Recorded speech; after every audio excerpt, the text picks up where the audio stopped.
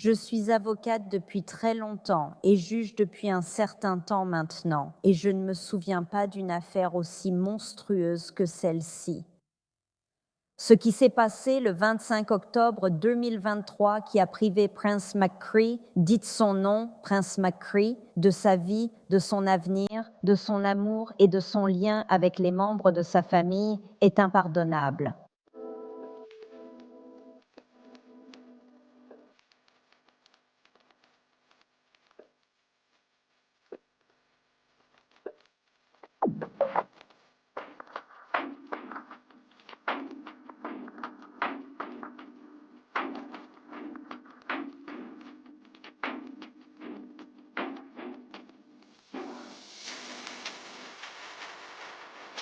Bienvenue ou bon retour et merci d'être ici. Je suis Cassie et voici A Wicked World. L'histoire que j'ai à vous raconter aujourd'hui concerne un petit garçon de 5 ans qui a été assassiné d'une manière horriblement cruelle par deux personnes dont personne n'aurait jamais imaginé qu'elles soient capables d'une chose aussi terrible. C'est l'histoire de Prince McCree.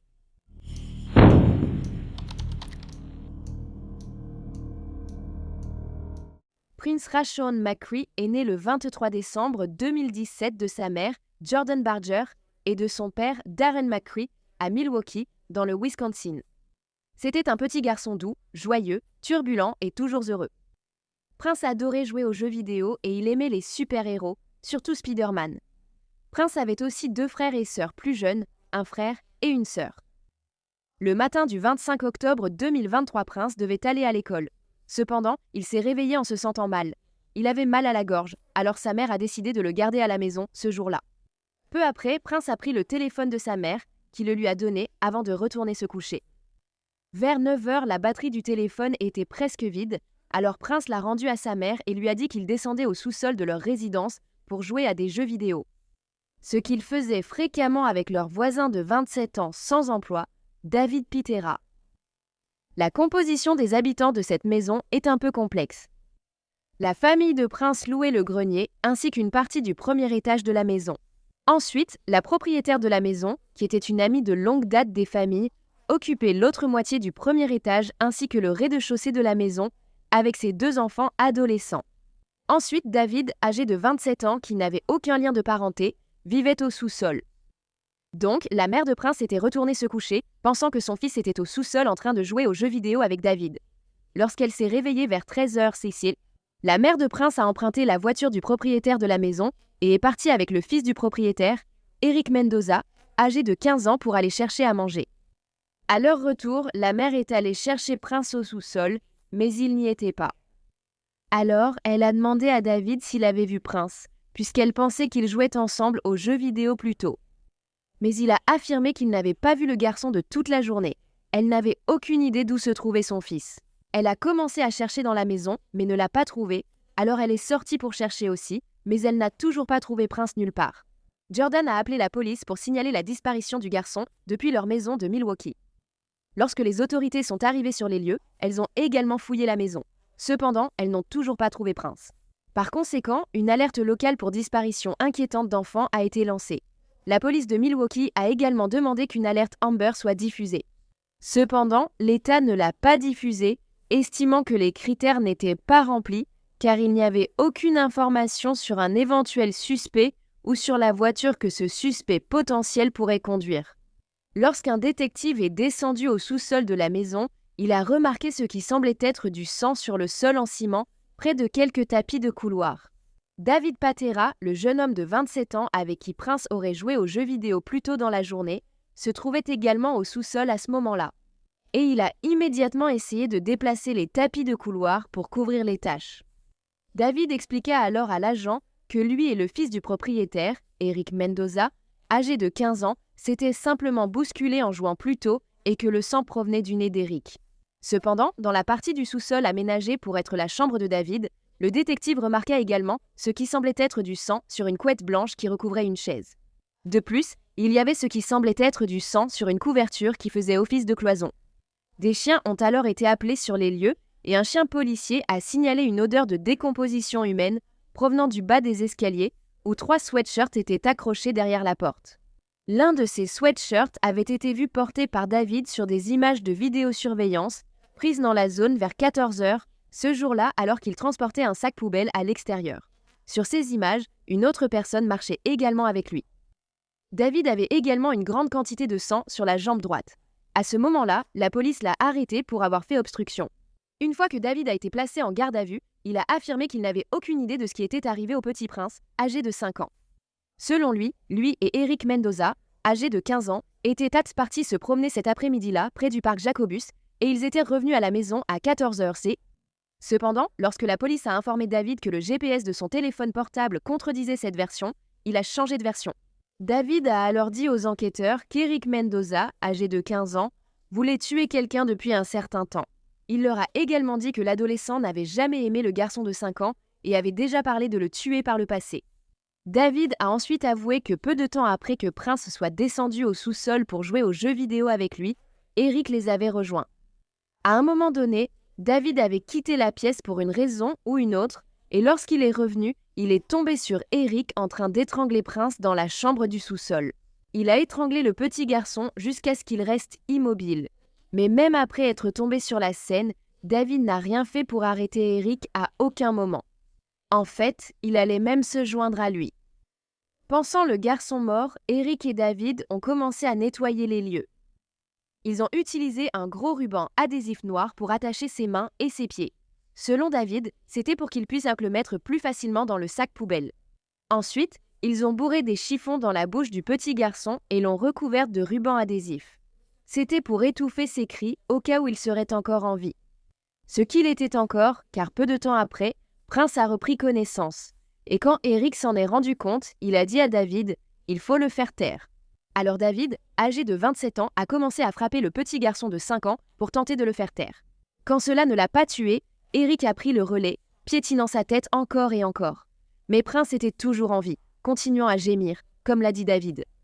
Alors il a pris une barre de 14 kilos et l'a laissé tomber sur sa tête. Croyant qu'il était vraiment mort cette fois, David et Eric ont continué à nettoyer et ont mis le garçon dans quelques sacs poubelles.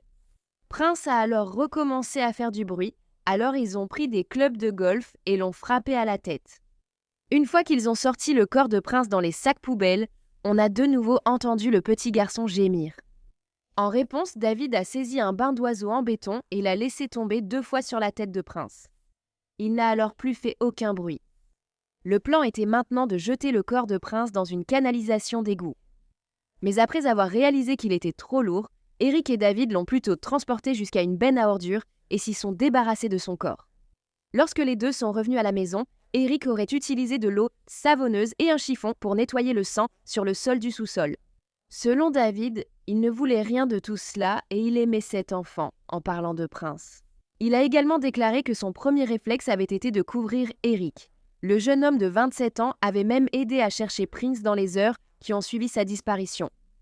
Une fois que la police a reçu ces informations de la part de David, dans la matinée du 26 octobre 2023 vers 9h, ils ont retrouvé le corps de Prince dans une benne à ordures 1 mile de la maison.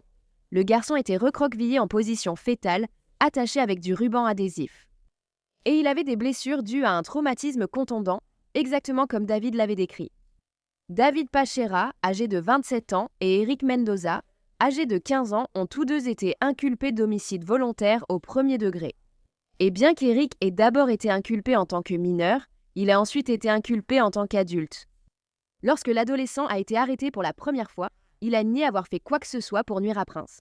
Mais ensuite, lorsque les détectives ont mentionné la vidéo de surveillance qu'ils avaient trouvée, montrant lui et David transportant le sac poubelle contenant le corps de Prince dans la rue, Eric leur a dit avec assurance de la lui montrer.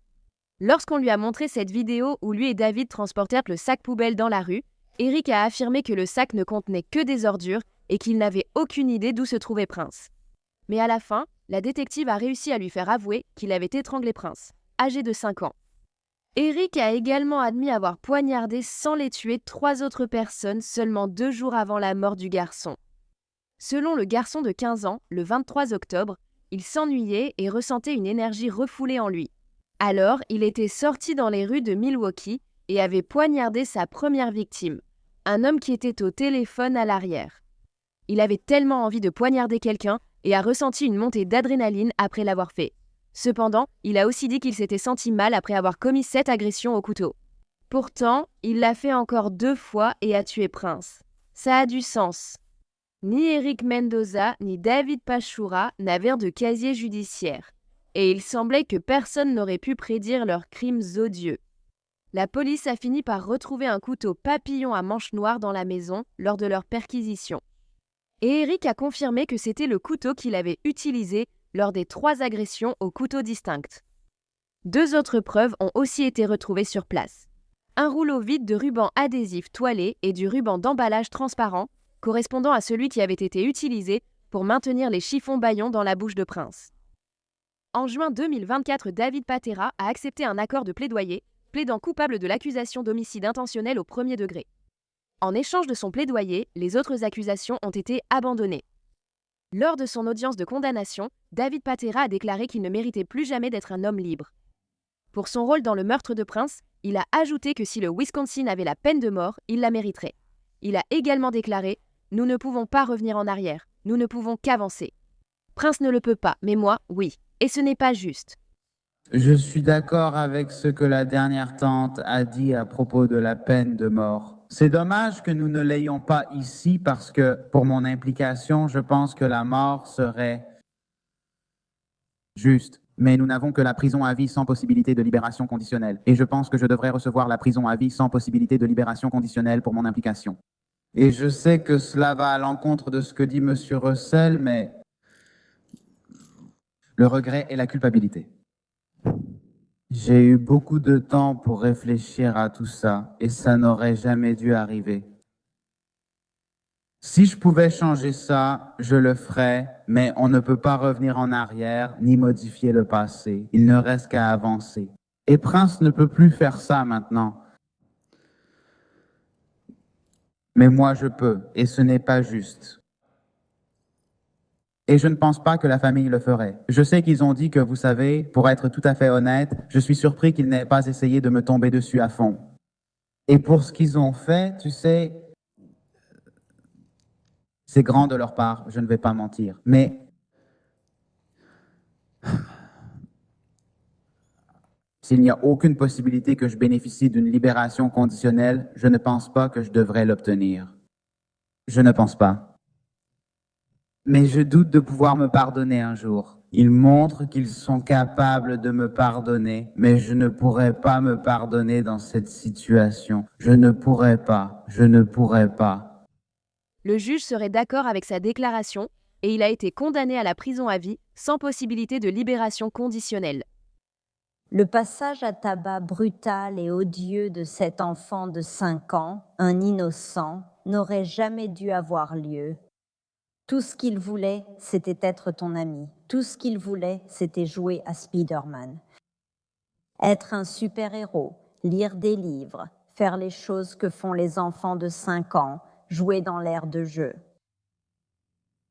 D'après tous ceux qui ont témoigné aujourd'hui, il vous considérait comme son modèle, comme un grand frère. Et chez lui, dans sa zone de sécurité, qu'avez-vous fait ?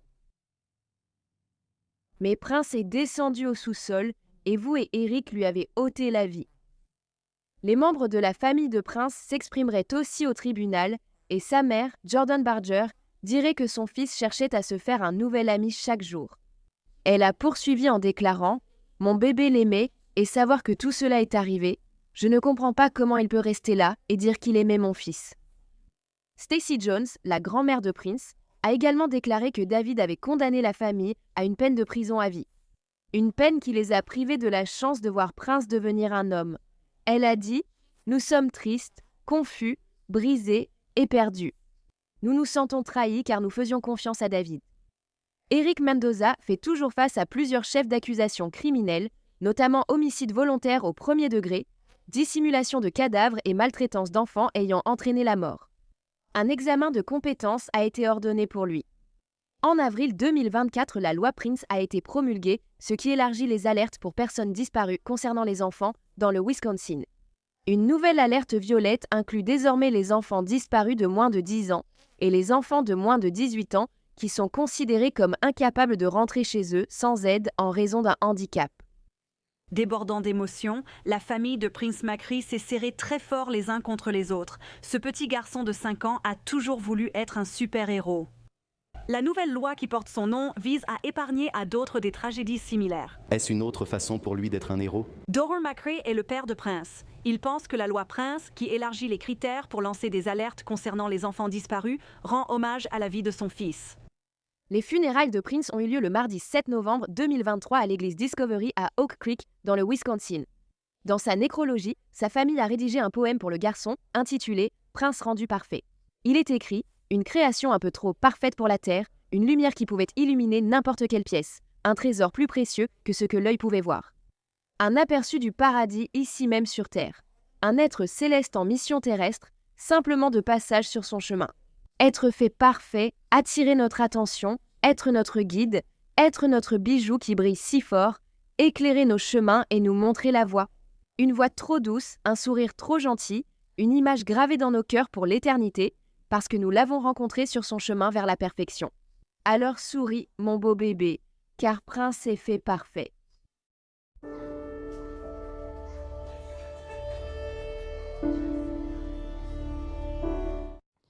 Merci d'avoir écouté l'histoire de Princesse aujourd'hui.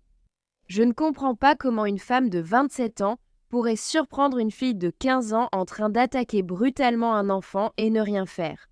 Rien d'autre qu'aider, je suppose. David et Eric n'étaient ni frères ni parents.